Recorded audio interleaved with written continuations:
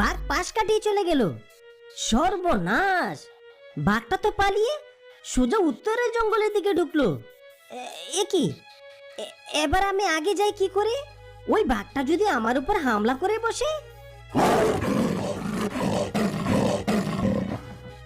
এ কি? এ তো আরো একটি লাল হায়না। বাঘ আর হায়নাগুলি কি কেউ তাড়া করছে নাকি? এ কি? কি যেন একটা ডেকে উঠলো না? না, এটা তো বাঘ আর হায়নার আওয়াজ মনে হচ্ছে না। এবার আমি কি করি? পেছনে গেলে যদি বাঘে খায়, আবার আগেও যেতে পারবো না।